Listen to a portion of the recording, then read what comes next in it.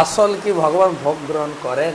আমার তো মনে হয় ভগবান যদি ভোগ গ্রহণ করতেন, ভগবান যদি খেয়ে ফেলতেন, কেউ তো ভোগ লাগাতো না। যেরকম ভোগের প্লেটে নিয়ে যাওয়া হয় সেরকমই নিয়ে আসা হয়। আরেকটা জিনিস এর সঙ্গে আমি অ্যাড করতে চাই, একজন লিখেছেন,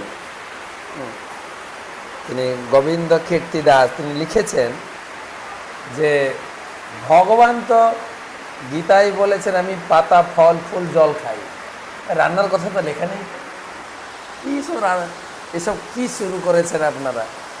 আমাকে একটু পরিষ্কার করে বুঝিয়ে দেন, ভগবান কি ভোগ গ্রহণ করেন আসলে?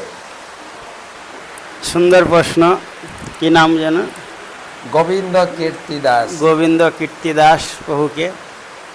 তো ভগবান অবশ্যই ভোগ গ্রহণ করেন, কারণ অ্যাকচুয়ালি ভগবান আমাদের মতো সামনে খাচ্ছে না, আমরা দেখতে পাচ্ছি না, সেটা আমাদের দুর্ভাগ্য যে আমরা ভগবান যে প্রসাদটা গ্রহণ করছেন সেইটা আমরা দেখতে পাচ্ছি না। কিন্তু ভগবান আমাদের মতো তার জড় ইন্দ্রিয় নয়। ভগবানের প্রত্যেকটা ইন্দ্রিয় দিয়ে ভগবান প্রত্যেকটা কাজ করতে পারেন। যেমন আমরা খালি মুখ দিয়ে খেতে পারি, আমরা কান দিয়ে খেতে পারবো না, আমরা চোখ দিয়ে খেতে পারবো না, কিন্তু ভগবান তিনি চক্ষুর মাধ্যমেও খেতে পারেন। সকলেন্দ্রিয় ভিত্তিমন্তি পশ্যান্তি পান্তি কলয়ন্তি চিরঞ্জগন্তি আনন্দ চিন্ময় সদুজ্জ্বল বিগ্রহস্য গোবিন্দমাদি পুরুষম তমহং ভজামি। ব্রহ্মা বলেছেন আপনার কথার সাপোর্টে যে ভগবান একটা ইন্দ্রিয় দিয়ে, কি যেন শ্লোকটা, অঙ্গা নিজস্ব সকল ইন্দ্রিয়, একটা ইন্দ্রিয় তিনি সকল কাজ করতে পারে। তো ভগবান ইক্ষণের মাধ্যমেও এই ভোগটা গ্রহণ করতে পারেন। আর সবচেয়ে বড় কথা, ভগবান হচ্ছেন ভাবগ্রাহী জনার্দন। তিনি হচ্ছেন মানে ভক্তের যে মনোভাব সেইটা বিশেষ করে গ্রহণ করেন। আপনি কত মন্ডা মিঠাই থালা ভরে কত একদম পরিপাটি করে দিয়েছেন, এটা ভগবান অতটা গুরুত্ব দেন না, যতটা গুরুত্ব দেন আপনার মনোভাবের উপরে। বিশেষ করে আমরা দেখতে পাই, বিশেষ করে যখন ভগবানকে দুর্যোধন নিমন্ত্রণ করেছিলেন ওনার বাড়িতে প্রসাদ পাওয়ার জন্য, তো দুর্যোধন একদম বড় একটা রাজভোগ প্লেটে অনেক ব্যঞ্জন রান্না করে ভগবানকে ডেকেছেন প্রসাদ পাওয়ানোর জন্য, মানে ভগবানকে নিবেদন করার জন্য। কিন্তু ভগবান যখন এসে দেখলেন যে দুর্যোধনের মধ্যে এত অহংকার, মানে উনি দেখাতে চাইছেন যে আমার কত আছে, আমি কতভাবে মানে ভগবানকে দিতে পারি, একটা অহংকার বোধ কাজ করছিলেন ওনার মধ্যে। তো এই জন্য ভগবান ওখানে না পেয়ে উনি কী করলেন, পাশে বিদুরের বাড়িতে চলে গেলেন। আর যখন বিদুরের বাড়িতে হঠাৎ করে গেলেন, তখন বিদুরের স্ত্রী মানে হকচকে গেছে। হঠাৎ করে যেহেতু ভগবান গেছেন, যে কোথায় বসতে দেবে, কি খেতে দেবে, না করতে দেবে, মানে একদম ব্যতিব্যস্ত হয়ে গেছেন। আর বিদুর সেই সময় বাড়িতে ছিলেন না। তো মানে ওনার জ্ঞান বুদ্ধি হারিয়ে গেছে যে হঠাৎ করে যদি আমাদেরও ক্ষেত্রে দেখি, হঠাৎ করে ধরুন বাড়িতে মহারাজ এসে গেলেন কোনো না জানিয়ে, মানে আমরা যে কি করব না করব একদম ব্যতিব্যস্ত হয়ে পড়ি। তো বিদুরের স্ত্রী তখন ভগবানকে, তার কলার ছোড়া ছিল, সেই কলার ছোড়া থেকে কলাগুলো নিচে ফেলে সেই কলার খোসাগুলো ভগবানকে খেতে দিচ্ছে। মানে বসতে দেওয়া তো দূরের কথা, ডাইরেক্ট খেতে দেওয়া শুরু করে দিয়েছে। আর ভগবান তার যেই মনোভাব সেটা দেখে সেই কলার ছোপাগুলোই খাচ্ছেন। আর বিদুর যখন বাইরে থেকে এসে দেখছেন যে তার স্ত্রী কলাগুলো মাটিতে ফেলছেন আর ছোপাগুলো ভগবানকে দিচ্ছেন, ভগবান সেইগুলো আনন্দের সহিত গ্রহণ করছেন। তো এর থেকে আমরা একটা শিক্ষা পাই যে ভগবান ভক্তের মনোভাব গ্রহণ করেন।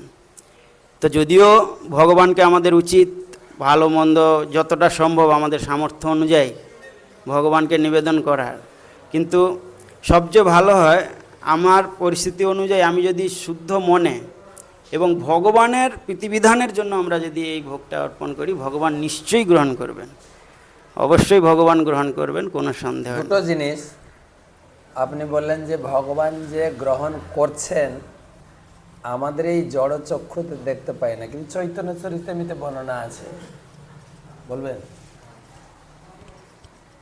হরে কৃষ্ণ। মহারাজ, যারা বলছেন যে ভগবান কি আদৌ গ্রহণ করেন, অবশ্যই ভগবান গ্রহণ করেন, প্রমাণ আছে চৈতন্য চরিতামৃতে। সেখানে গোবিন্দ ঘোষ, তো গোবিন্দ ঘোষের পুত্র গোরা, তো গোরা তিনি যখন বাবা ছিলেন না সেই অবস্থাতে ভোগ লাগাতেন, প্রত্যেক দিন ভগবান ভোগ গ্রহণ করতেন। আর মা জিজ্ঞেস করতেন, গোরা আজকে যে ভোগ লাগিয়েছিস সেই প্রসাদ কোথায়? না, ভগবান খেয়ে নিয়েছে। ভগবান ভক্তের ভাব গ্রহণ করেন, আমাদের গোপাল বালক প্রভু যেটা বললেন।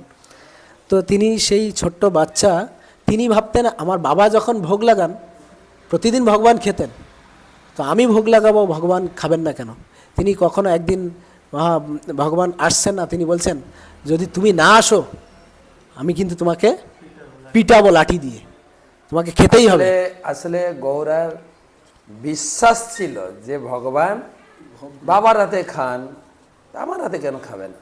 কিন্তু আমরা যারা ভোগ লাগাই, তো আমরা তো জানি ভগবান খান না, ভগবানকে একটু দর্শন করিয়ে নিয়ে এলে হয়, তো ভগবান খাবেন কেন? তার বিশ্বাস ছিল যে ভগবান ভক্তের হাতে খান, আমার বাবার হাতে খান, তা আমার হাতে খাও, আমার দোষটা কি? খাও, মাই রান্না করেছে, একই জিনিস বাবা লাগালে তুমি খাও, আমার হাতে তুমি খাবে না কেন? তো আরেকটা বিষয় মহারাজ, আপনি বলছিলেন যে ভগবানকে পরিপাটি সহকারে যে দেয়া হয়, তো যাদের সামর্থ্য নেই, ভগবান যে ভগবদ্গীতা নবম অধ্যায় 26 নম্বর শ্লোকে বলছেন, পত্রং পুষ্পম ফলম তয়ম যো মে ভক্তা প্রযচ্ছতি তদহম ভক্ত অপরিত অস্নামি প্রজাতাত্মনা। যে বিশুদ্ধ চিত্ত নিষ্কাম ভক্ত, আমাদের গোপাল বালক প্রভু যেটা বলছিলেন যে বিদুরের স্ত্রী তার বিশুদ্ধ চিত্ত সহকারে ভগবানকে কলা খাওয়াতে গিয়েছিলেন, কিন্তু ভগবানকে দর্শন করে এত তিনি আপ্লুত হয়ে গেছিলেন, কি খাওয়াচ্ছেন সেটা চিন্তা করেননি, ভগবান ভক্তের ভাব গ্রহণ করেছেন। তো এই পাতা, ফুল, ফল, জল যদি এইটুকু সামর্থ্য সবারই আছে, যে ভগবানকে নিবেদন করতেই পারেন। এবার যার যতটা সামর্থ্য, সেই সামর্থ্য অনুযায়ী অবশ্যই ভগবানকে, যেহেতু তিনি দ্বারকাধীশ রাজা, তাই রাজার মতো ভোগ লাগানো উচিত। যদি কারো সামর্থ্য না থাকে, পাতা, ফুল, ফল, জল দিয়ে ভগবানকে ভোগ লাগাতে পারে। পাতা বলতে তুলসী পাতা, ঠিক আছে?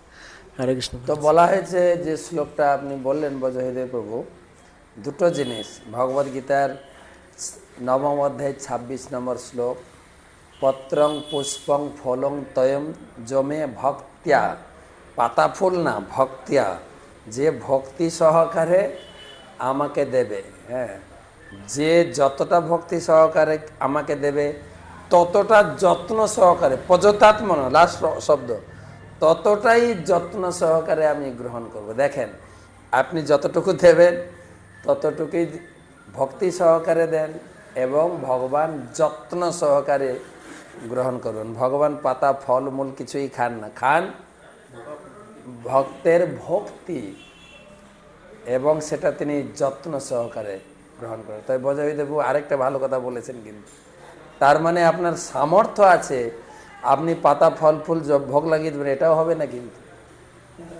আপনার সামর্থ্য অনুযায়ী, আপনার যদি ভগবানকে রাজভোগ নিবেদন করার সামর্থ্য থাকে, অবশ্যই আপনাকে রাজভোগ নিবেদন করতে হবে। এমন নয় না ঠাকুর তুমি পাতা ফল ফুল খাও আর আমার এখানে রাজভোগ খাবো না, তো সেই প্রশ্ন আমি পরে আসবো। ভগবান বলবেন আমার ভক্ত মানে আমি খাওয়ার পর যেটা প্রসাদ তৈরি হবে সেটাই খাবে ভক্ত, তাই ভগবান গ্রহণ করেন। প্রশ্নটা ছিল আপনার যে ভগবানকে আদৌ গ্রহণ করেন? কেবল ভক্তের জন্য তিনি প্রসাদ দিয়ে দেন, ভক্ত কি খাবে? তাই আমাকে যেটা নিবেদন করা হয়েছে আমি গ্রহণ করে আবার রেখে দিই। কয়েকদিন আগে আমি গেছিলাম দক্ষিণ ভারতে, রাজমন্দির না, বিজয়বাড়া। ওখানে পাহাড়ের উপরে ঠাকুর আছেন নরসিংহদেব, পানা একদম গুড়ের সুন্দর পানা বানানো আছে, খুব ঠান্ডা, গোলমরিচ আর গুড় দিয়ে কত সুন্দর টেস্টি পানা। আপনি যাবেন, আপনার হাতে এক ঘটি পানা দিয়ে দেওয়া হবে, আপনি নিজে হাতে খাওয়াবেন, আপনাকে একটু আচমন করে বলবে, আপনি একদম ভগবান হাঁ করে আছে, মুখে ঢেলে দেবেন। আর যে আমরা জল খাই ঢকঢক করে আওয়াজ করে না, করে আওয়াজ হবে, ভগবান খাচ্ছে। কিছুক্ষণ আপনি অপেক্ষা করবেন, প্রার্থনা করবেন, ভগবান আবার কিছু পানা ফেরত দেবেন, হাফ তো ফেরত আসবে। আপনি সেটা গ্রহণ করবেন, কি টেস্টি। আমাদের ভক্তরা গেছিলাম আমরা অনেকজন, সবাই বলে, মহারাজ আমি আরেকবার খাওয়াবো ভগবানকে। সে আমরা প্রায় 2-3 ঘন্টা ভগবানকে খাওয়ালাম। আর কি আনন্দ যে ভগবান আমার হাতের জিনিস ভগবান গ্রহণ করছেন।